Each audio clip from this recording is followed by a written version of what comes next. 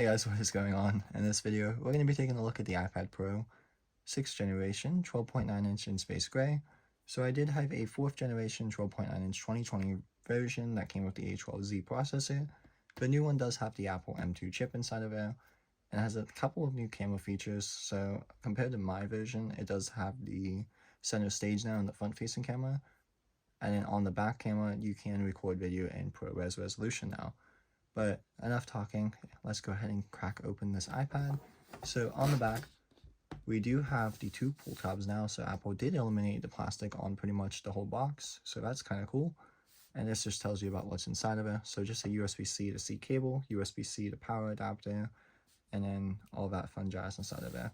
Today is the 26th, and this is the first day that it is launched. So let's go ahead and crack it open. So pulling the first tab off, and then the second one, we will be able to lift the lid right up. So lifting the lid will allow us to see what kind of iPad looks like. I have it in this paper-like material, so you can actually potentially recycle it if you wanted to. Underneath of the iPad, you do get the literature that tells you about warranty and everything. And then do you get the Apple stickers is the real question. You get a SIM card ejector. Do you not get Apple stickers? Yeah, you do. So you get two Apple stickers as well. They were just in the back. So I do have the cellular version of the iPad. So mine was $12.99, but the baseline Wi-Fi model 128 gig starts out at $10.99. But since I have the cellular one, I do have a SIM ejection tool that comes with mine. Since you may not be getting the cellular one, you will not get that SIM card ejection tool. So in the box, you do get the USB-C to C charging cable. So it is USB-C, of course, on both ends, just like previous, but it is a braided cable now in the box. So that's a nice little feature that they added for especially a $1,200 iPad. You also get the 20-watt adapter inside of this box to charge your iPad a little bit more quickly. So before I did have the silver one, and now I opted in for the space gray again, because I just wanted to switch up the colors a little bit again. But without further ado, this is that iPad itself.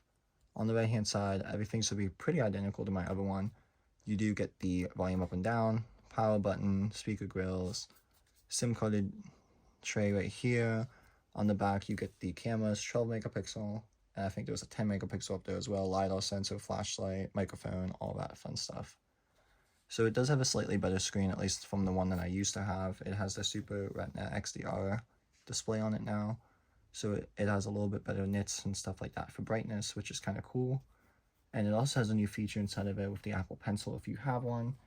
It does have the Apple Pencil hover feature where you'll kind of just be able to hover over what you're going to be selecting. But we'll check that out a little bit later.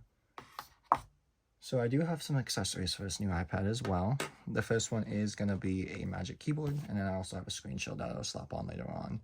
But I did opt in for the white Magic Keyboard this time, just to swoop it up, just to switch it up a little bit, versus last time where I got the silver one with the space gray keyboard. Now I have the space gray one with the white keyboard, so that's going to be a fun little feature inside of it. But let's go ahead and power it on and start the setup.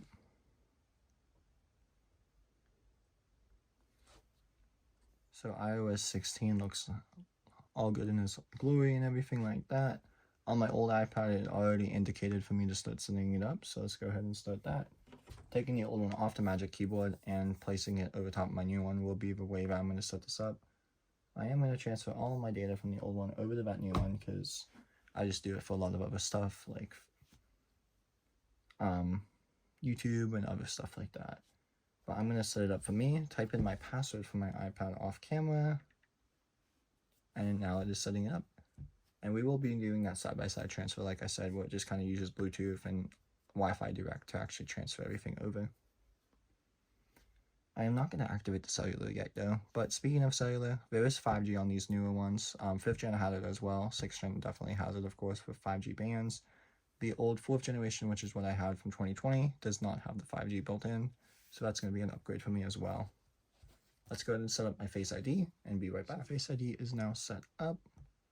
Let's go ahead and walk through the process of finalizing everything. Transfer directly from iPad, hit agree. I am going to make this my new iPad. And now there's a software update for me to install. So I will be right back as soon as that software installs. Okay. So we just got it done. I'm downloading the apps now, but other than that, everything is pretty much set up. I did connect my Apple Pencil to it. So if you just hover it over like this, you can see the hovering features on the new Apple Pencil on this side of things. And what I noticed while I was setting it up is there is a 5G band at the bottom now, which the 5th gen probably had, but mine obviously did not have it.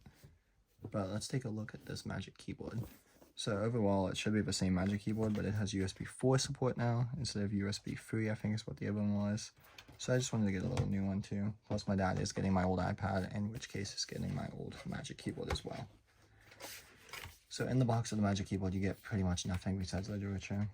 That will go on the side. And then putting the iPad in its case, which like I said, I opted in for the white one this time just to see how I like it. And putting it right in the case, it should just connect. And it looks pretty good. So this is going to be the space gray one inside of here. So the two-tone I do actually like a lot.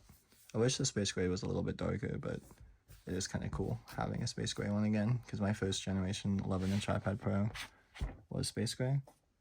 And like I said, the other new features inside of here is Center Stage, which has been around for a while, but it's new to me because I never had it.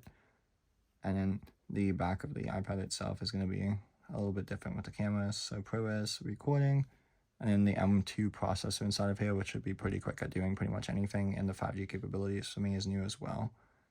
But yeah, there's not really much to talk about on the Magic Keyboard otherwise, other than the new like USB 4 support. That doesn't really make a difference in how the keyboard itself gets used. But the actual iPad itself is going to be quicker for me. And yeah, other than that, hopefully you guys enjoyed this video. This should be actually my final video now. I know I said my Apple Watch Ultra was going to be my final one, but then Apple surprised us and came out with this. If you enjoyed this video, go and give it a like in the like box below. And then subscribe to my channel if you want to see any more videos like this one. But other than that, bye now.